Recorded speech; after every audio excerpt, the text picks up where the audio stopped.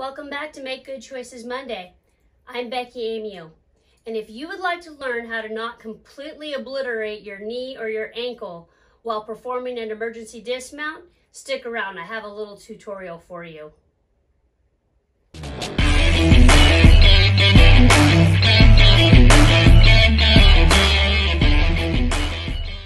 This memory popped up after last week's episode, and I promise this week I'm going to keep it on a lighter note, and I'm not going to make it nearly as emotional as it was. So same horse involved. I was seeing a guy that was an ex-football player, never rode a horse in his life kind of guy, and I let him take this bay horse for a ride, this gelding that I talked about last week.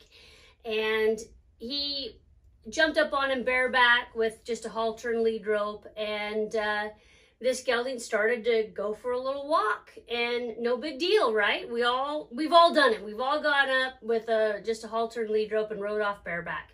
And the gelding started to walk off. He started to walk off a little bit faster. He never broke into a trot, but he walked off a little bit faster. And for somebody who is inexperienced, doesn't know what that feels like, is a little intimidated and afraid to begin with, that can be scary, I understand. He jumped off. He didn't really think far enough ahead when he jumped off, and not only that, but his body's pretty trash from the many years of abuse he took playing football, and I watched his knee totally bend to the side and then come back underneath him. He didn't completely hit the ground, but it went from a straight line to, if his knee is the part in between my hands, his leg went like this. And it was to the side, okay? It was pretty gnarly, completely exploded his knee. I'm sure it was hanging on by a thread anyway. It wasn't specifically the fault of jumping off the horse. But I got to thinking about that. And, you know, I think my more mature audience is going to resonate with this a little bit more. And by more mature audience, I would wager somewhere between that 30 to 35 range and up.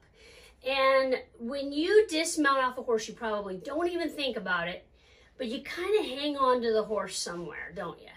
And I hadn't thought that far ahead. I didn't realize that I always kind of either hung on to the mane or hung onto the pommel with one hand when I dismounted to kind of ease my fall just a little bit when I came down to the ground. So I didn't come down with my full weight on whatever leg I landed on, whether I kicked my leg out of the stirrups and jumped off or just swung my leg over and landed on my right leg if I'm getting off on the left side.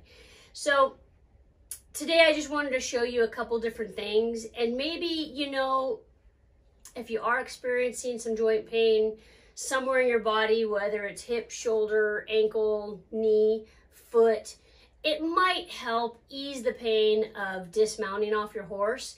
And in the future, if you do have anybody that's inexperienced, you know, riding your horse, I try to cover all my bases, some of those really basic things about mounting and dismounting when I first give a riding lesson to a beginner to help them have a good experience. And that's one of those things is I tell them to either brace on the pommel or put their hand on the horse's top of their mane as they step off and land on the ground. It's just something that I think a lot of us don't even think about.